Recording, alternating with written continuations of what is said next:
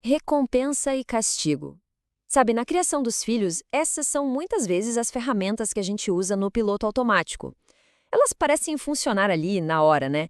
Mas e se elas estiverem cobrando um preço que a gente não vê? É justamente esse custo oculto que vamos analisar agora. Essa frase soa familiar, não é? É quase um roteiro que sai sem a gente nem pensar.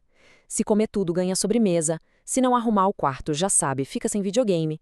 É uma lógica bem simples que acaba fazendo parte do nosso dia a dia. E aqui está a grande questão. Quando a gente depende demais desse sistema, o que estamos ensinando de verdade? Estamos formando crianças que obedecem por medo ou que só se movem quando tem um prêmio na frente? Vamos investigar isso? Ok, vamos mergulhar nisso. Para começar, é importante dizer que as recompensas não são sempre as vilãs da história. Existem sim situações bem específicas em que elas podem ser uma ferramenta útil. A chave aqui, como a gente pode ver, é a especificidade. A recompensa funciona bem quando é algo imediato, sabe? Não uma promessa vaga para o futuro. Funciona quando a gente elogia o esforço, nossa, você se dedicou muito nisso, e não a pessoa em si. E olha, é ótima para dar aquele empurrãozinho inicial para uma nova rotina, tipo, sei lá, escovar os dentes sem reclamar. E essa tabela ilustra a diferença de um jeito brilhante. Um prêmio é uma transação. Faça X para ganhar Y. O foco está todo no objeto. Agora, o reforço positivo é sobre relacionamento, é sobre caráter, é notar a atitude positiva e dar um nome para ela. Isso constrói valores por dentro e não uma dependência do que vem de fora. E olha, isso não é só uma ideia bonita, não. Instituições de peso, como a Academia Americana de Pediatria e o CDC, recomendam exatamente essa abordagem. O foco deve ser em reforçar positivamente o comportamento e não em criar um sistema de prêmios e mais prêmios. Agora, vamos virar a moeda. Quando é que essa ferramenta, que pode ser útil, começa a se tornar um problema, quase um veneno?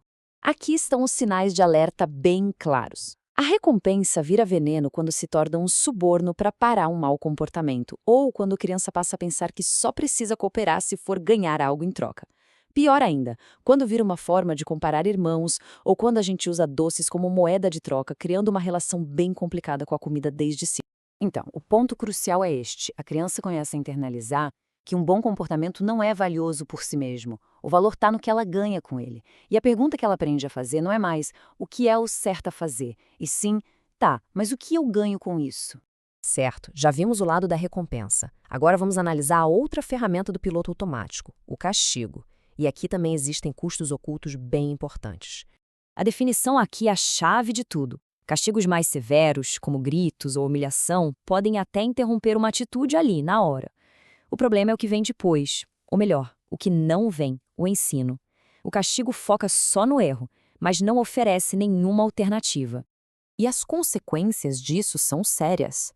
Estratégias que usam ameaça ou vergonha não constroem caráter.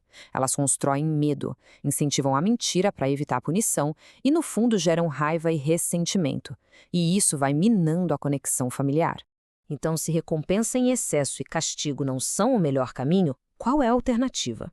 Bom, a resposta está num modelo que foca em consequências lógicas e principalmente em ensinar.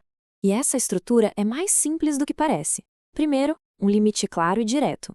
Segundo, uma consequência que tem a ver com a ação. Jogou o brinquedo sai de cena um pouco. E a terceira parte, que é a mais importante, ensinar o que fazer no lugar. Ensinar a usar palavras para expressar a frustração, por exemplo. Essa tabela deixa a diferença muito clara. De um lado, o castigo ilógico. A criança joga um brinquedo e fica sem TV por uma semana. Não tem conexão nenhuma. Do outro lado, a consequência lógica. Ela joga o brinquedo é guardado. A lição é direta. O mesmo vale para o grito ou para a briga entre irmãos. A consequência se conecta com a ação. O objetivo é sempre ensinar, não apenas punir. Ok, a estrutura é clara. Mas o que faz ela realmente funcionar no dia a dia? Existem alguns princípios fundamentais que sustentam todo esse processo. As chaves são estas: ser consistente. Não adianta fazer um discurso enorme, a ação consistente vale muito mais. As consequências não precisam ser gigantes, só precisam ser imediatas e repetíveis. E o mais importante de tudo, nada disso funciona se não houver uma base de conexão e de confiança. E por falar em conexão, existe um número quase mágico que nos ajuda a manter essa base bem sólida. A ideia é que para cada momento de correção, para cada limite, A gente se esforce para ter 5 momentos de conexão positiva. Um abraço, uma brincadeira, uma conversa, um elogio. É como ter uma conta bancária emocional sempre no positivo. É isso que permite que a disciplina seja recebida como uma orientação e não como um ataque. Então, resumindo, este é o conflito central.